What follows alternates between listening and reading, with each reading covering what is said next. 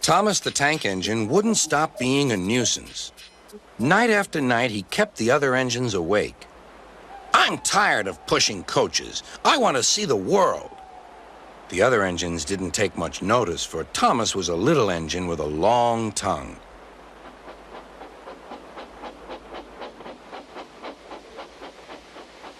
But one night, Edward came to the shed. He was a kind little engine and felt sorry for Thomas. "I've got some freight cars to take home tomorrow. If you take them instead of me, I'll push coaches in the yard." "Thank you," said Thomas. "That will be nice." Next morning, Edward and Thomas asked their drivers, and when they said yes, Thomas ran off happily to find freight cars.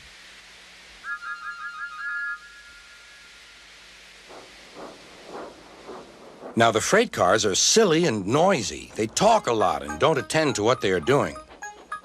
And I'm sorry to say, they play tricks on an engine who is not used to them. Edward knew all about the freight cars. He warned Thomas to be careful, but Thomas was too excited to listen.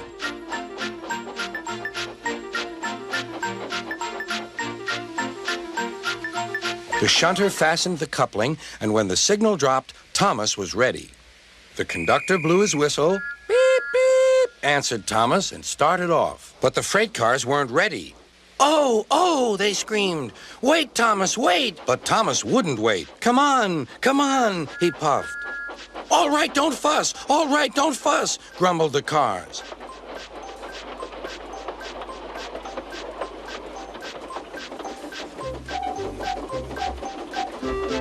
Thomas began going faster and faster. "Whoosh!" he whistled as he rushed through Henry's tunnel.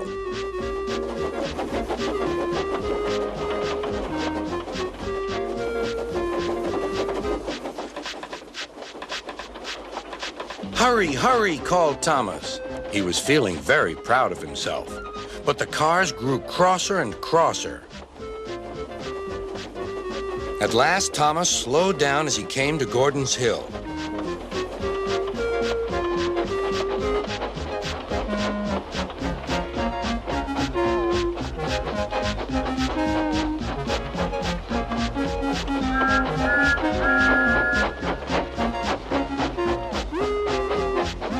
"Steady now, steady," warned the driver as they reached the top. He began to put on the brakes. We're stopping," called Thomas. "No, no, no," answered the cars, bumping into each other. Go on, go on." Before the driver could stop them, they had pushed Thomas down the hill and were rattling and laughing behind him. Poor Thomas tried hard to stop them from making him go too fast. Stop pushing, he hissed. But the cars took no notice. Go on, they giggled in their silly way. "There's the station. Oh dear, what shall I do?" cried Thomas. They rattled straight through and swerved into the goods yard. Thomas shut his eyes. "I must stop." When he opened his eyes, he saw he had stopped just in front of the buffers. There, watching him, was Sir Topham Hatt. "What are you doing here, Thomas?" he asked. "I've brought Edward's freight cars," Thomas answered. "Why did you come so fast?" "I didn't mean to. I was pushed," said Thomas. "You've got a lot to learn about freight cars, Thomas. After pushing them about here for a few weeks, you'll know almost as much about them as Edward. Then you'll be a really useful engine."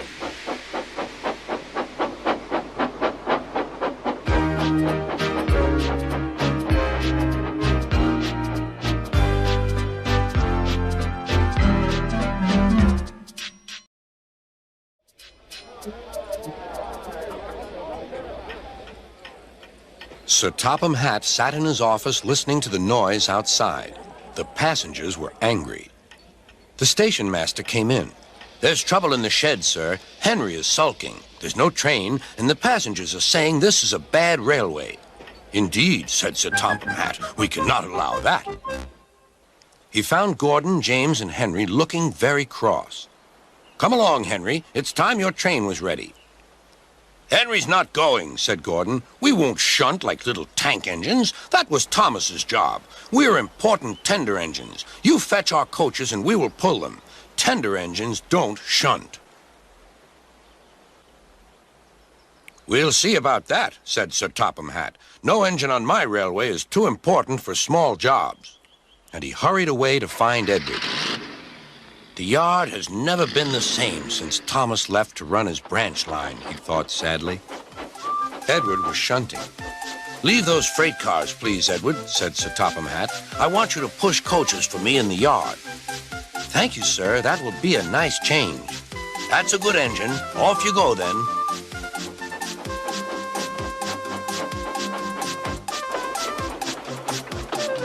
So Edward found coaches for the 3 engines, and that day the trains ran as usual.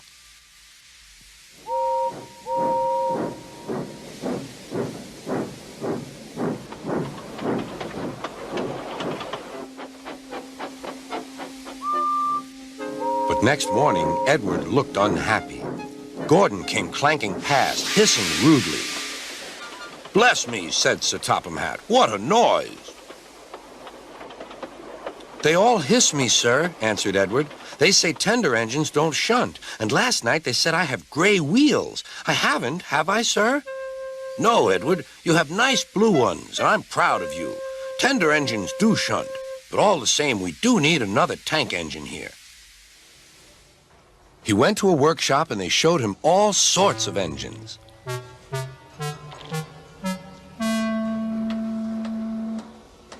At last he saw a smart little green engine with 4 wheels. That's the one, he thought. If I choose you, will you work hard? Oh, sir. Yes, sir. That's a good engine. I'll call you Percy. Yes, sir. Thank you, sir. And Sir Topham Hatt brought Percy to the yard. Edward, he called. Here's Percy. Will you show him everything? Percy soon learned what he had to do, and they had a happy afternoon.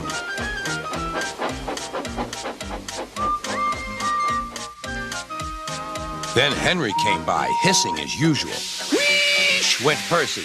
Henry jumped and ran back to the shed. How beautifully you wheeshed him, laughed Edward. I can't wheesh like that. Oh, said Percy, that's nothing. You should hear them in the workshop. You have to wheesh loudly to make yourself heard. Next morning, Thomas arrived. Sir Topham Hatt sent for me. I expect he wants help, he said to Edward. Shh, shh, here he comes, replied Edward. Well done, Thomas. You've been quick. Listen, Henry, Gordon, and James are sulking. They say they won't shunt like little tank engines. So I have shut them up, and I want you both to run the line for a while. Little tank engines indeed, snorted Thomas. We'll show them. And Percy will help too. Oh, sir. Yes, sir. Please, sir, answered Percy. Edward and Thomas worked the main line, greeting each other as they passed by. Percy puffed along the branch line. Thomas was anxious about Annie and Clarabelle, but both driver and conductor promised to take care of them. There were fewer trains, but the passengers didn't mind. They knew the 3 other engines were having a lesson.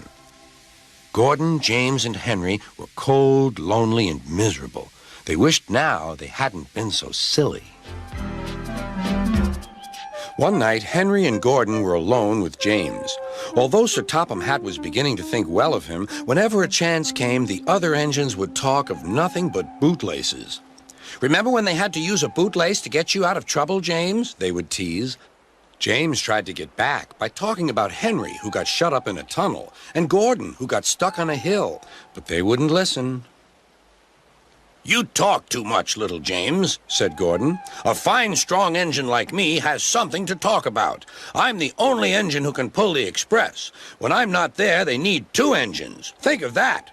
I've pulled expresses for years and have never once lost my way. I seem to know the right line by instinct. Every wise engine knows that the signalman sets the switches to make the engines run on the right tracks. But Gordon was so proud he had forgotten. Wake up, James, said Gordon next morning. It's time for the express. What are you doing? Odd jobs? Ah, well, we all have to begin somewhere, don't we? Run along and get my coaches. Don't be late. James went to get Gordon's coaches. They were all shining with new paint. He was careful not to bump them, and they followed him smoothly into the station singing happily. "We're going away! We're going away!" "I wish I were going with you," said James. "I should love to pull the express and go flying along the line." Gordon, with much noise and blowing of steam, got ready to back onto the train.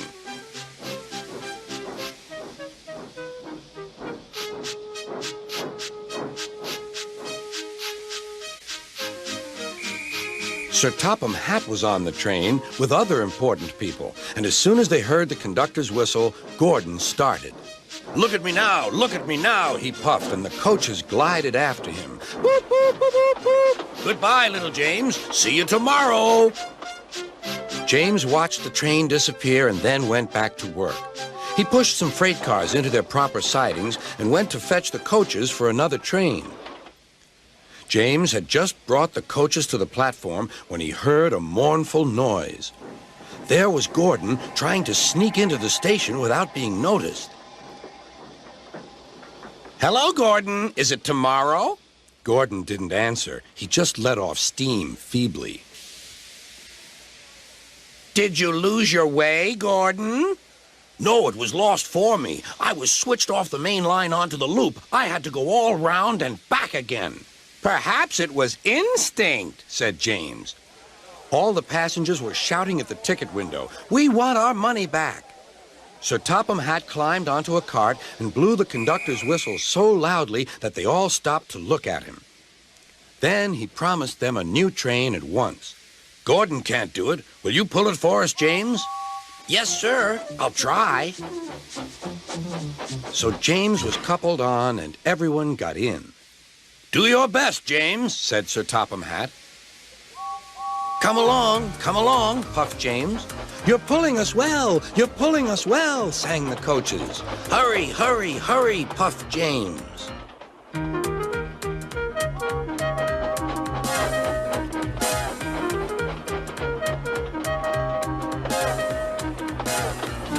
Bridges and stations flashed by. The passengers cheered, and they soon reached the station. Everyone said thank you to James, and Sir Topham Hatt was very impressed. "Well done. Would you like to pull the express sometimes?" "Yes, please," answered James. Next day, when James came by, Gordon was pushing freight cars. "I like some quiet work for a change," he said. "I'm teaching these cars manners. You did well with those coaches, I hear." "Good. We'll show them." And he gave his cars a bump. James and Gordon are now good friends. James sometimes takes the express to give Gordon a rest. Gordon never talks about bootlaces, and they're both quite agreed on the subject of freight cars.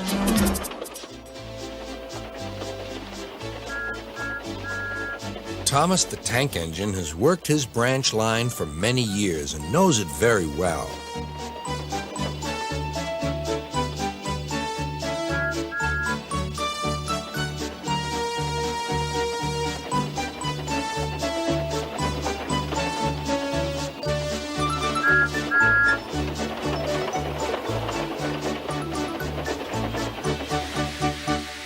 "You know just where to stop, Thomas," laughed his driver. "You could almost manage it without me." Thomas had become conceited. He didn't realize his driver was joking. Later, he boasted to the others. "Driver says I don't need him now." "Don't be so daft," snorted Percy. "I'd never go without my driver," said Toby earnestly. "I'd be frightened." "Puh!" boasted Thomas. "I'm not scared." "You'd never dare." "I would then. You'll see." The next morning, the firelighter came. Thomas drowsed comfortably as the warmth spread through his boiler. Percy and Toby were still asleep. Thomas suddenly remembered. "Silly stick in the muds," he chuckled. "I'll show them. Driver said I could manage without him. I'll just go out and then I'll stop and whee! That'll make them jump." Thomas thought he was being clever, but really he was only moving because a careless cleaner had meddled with his controls. He soon found his mistake. He tried to whoosh, but he couldn't. He tried to stop, but he couldn't. He just kept rolling along. He didn't dare look at what was coming next. There was the station master's house. The station master was about to have breakfast. "Horrors!" cried Thomas, and shut his eyes. The house rocked, broken glass tinkled, plaster was everywhere. Thomas had collected a bush on his travels. He peered into the room through its leaves. He couldn't speak. The station master was furious. His wife picked up her plate. "You miserable engine," she scolded. "Just look what you've done to our breakfast. Now I shall have to cook some more." She banged the door. More plaster fell. This time it fell on Thomas. Thomas felt depressed. Workmen propped up the house with strong poles and laid rails through the garden. Then, the Scottish twin engines Donald and Douglas arrived.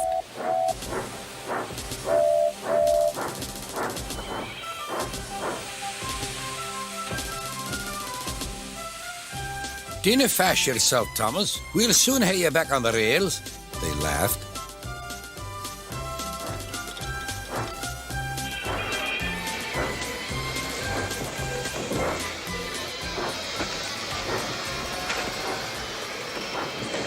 Donald and Douglas, puffing hard, managed to haul Thomas back to safety.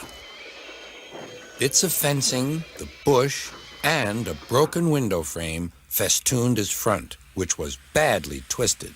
The twins laughed and left him. Thomas was in disgrace.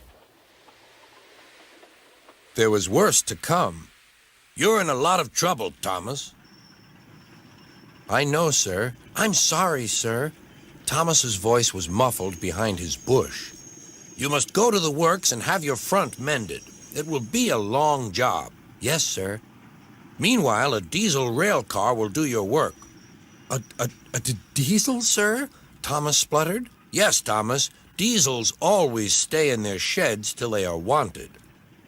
Diesels never gallivant off to breakfast in station masters' houses."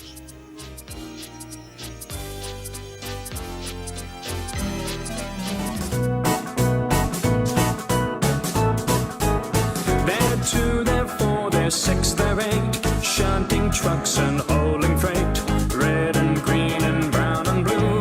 They're the really useful crew, all with different roles to play, around Tidmouth sheds or far away, down the hills and round the bends. Thomas and his friends. Thomas, he's the cheeky one. James is vain but lots of fun. Percy pulls the mail on time. Gordon thunders down the line. Really knows her stuff. Henry, a toots and a hops and a pops. Edward wants to help and share. Toby, he is wise and square. They're two, they're four, they're six, they're eight, shunting trucks and hauling freight, red and green and brown and blue. They're the really useful crew, all with different roles to play, round Tidmouth sheds or far away, down the hills and round the bends. Thomas and his friends.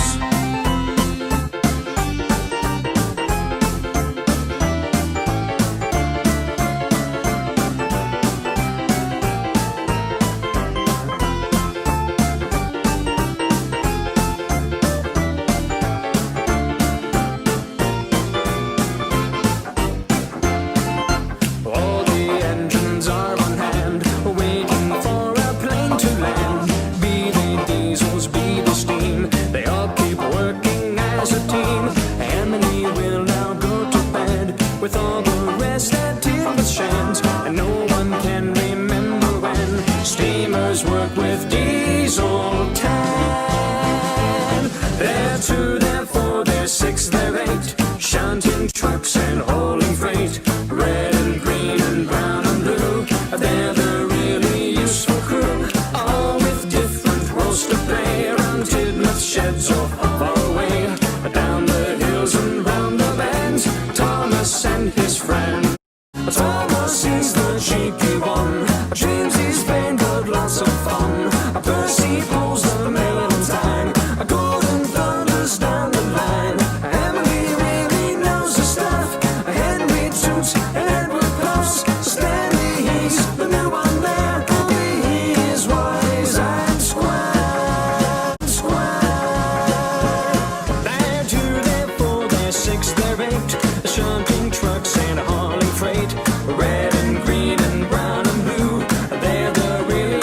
useful crew.